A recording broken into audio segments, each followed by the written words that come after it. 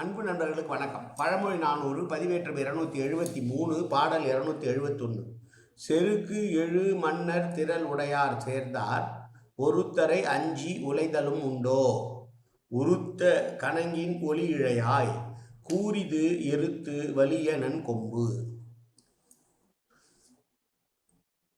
அழகான தேமல் ஒளிபரந்தி அணிகலன்கள் உடைய பெண்ணே என்று சொல்லுகிறான். சொல்லிவிட்டு வலிமை மிக்க எருதனுடைய கொம்பு எப்படி கூறாக இருக்கிறதோ அதுபோல போரிலே வெற்றடையக்கூடிய தன்மையுடைய அரசர்கள் எல்லாம் திறனுடையாரை அடைந்தவர்களும் கூட ஒரு பொழுதும் மனதளவிலே பயம் கொள்ள மாட்டார்கள் என்று சொல்கிறார்.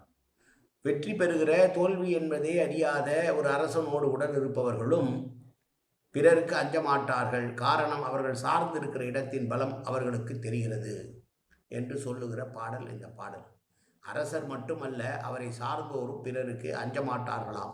எப்படி என்றால், வெற்றி என்பதையே குறிக்கோளாக கொண்டு செயல்பட்டு வெற்றி ஒன்றையே பெரிதாக பெற்று வெற்றியோடு இருக்கக்கூடிய மன்னனோடு கூட இருக்கிறவர்கள் கூட யாருக்கும் அஞ்ச மாட்டார்கள் என்று சொல்லுகிற பாடல். மீண்டும் ஒரு முறை பாடல். செருக்கெழு மன்னரை திரள் உடையார் சேர்ந்தார் ஒருத்தரை அஞ்சி உலைதலும் உண்டோ உருத்த கணங்கின் ஒலியிழையாய் கூரிது எருத்து வலிய நன்கொம்பு.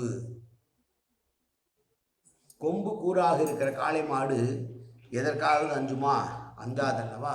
அதுபோல வெற்றி பெறுகிற அரசர்களோடு உடன் இருப்பவர்களும் யாருக்கும் அஞ்ச மாட்டார்கள். நன்றி, வணக்கம்.